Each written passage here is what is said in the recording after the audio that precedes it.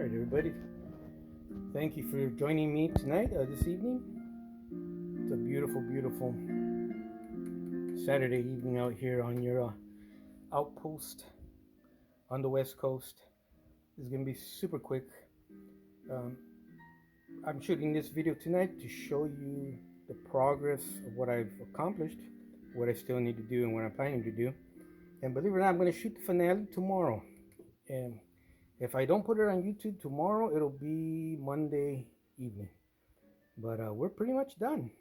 So without giving too much away, um, I had do a whole different change of plans on one of these cabs, start over and go in a totally different direction. So far with great results. This guy here, the diagonal rivets we put on the other evening in the front of my dump truck project. After looking at close-up video on YouTube on the consolidated Freightliner, I determined that those actual rivets that I used here were just humongous in scale compared to how small they have to be to resemble the prototype. So we popped those guys off, we filled the holes in, we're gonna let this dry a little bit, we'll sand it smooth, and we'll use the decals from Archer or Micromart to find the small, tiny diameter rivet that's required for this diagonal, and actually the little rivets are bolts that go around the headlights. But pretty much, I work on these, all 5 of them, into the evening. Let me put the camera on the tripod.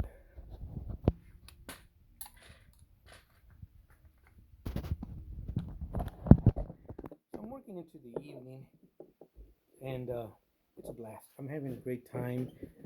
They're real easy to work with. Just styrene, basic styrene is real easy to work with.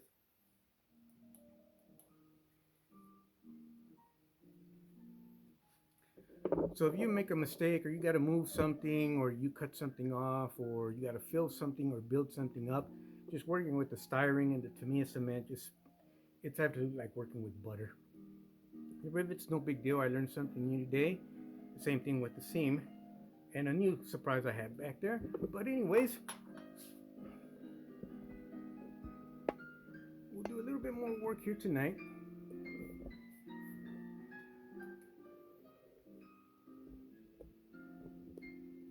Then tomorrow we'll work on these guys again.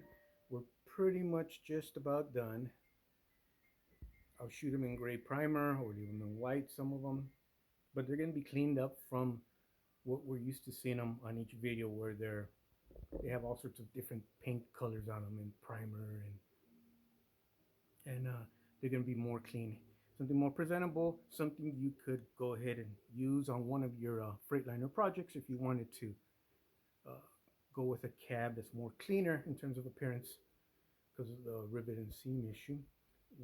Because we did just a little bit of work on the rivets and seam here. Turn on another light. The 3 of us, or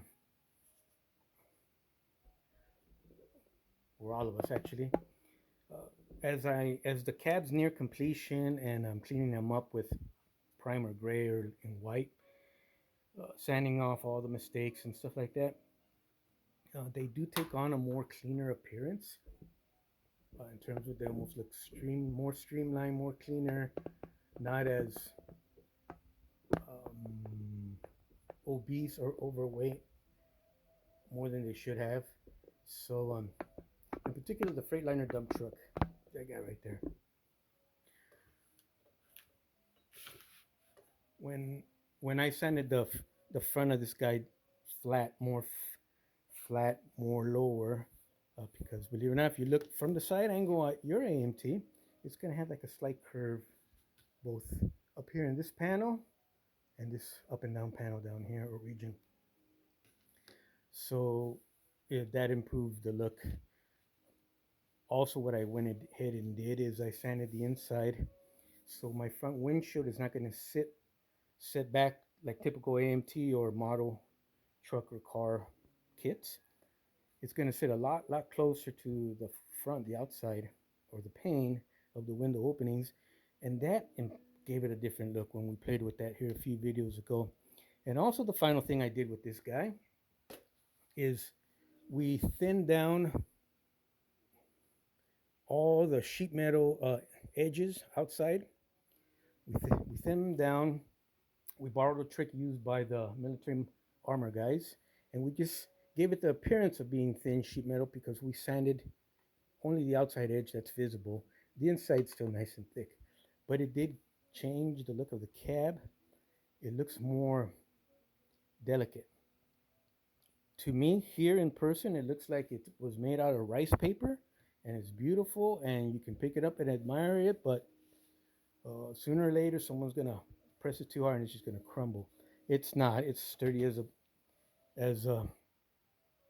as a brick house, but um, that in combination with the rivet and seam being taken care of.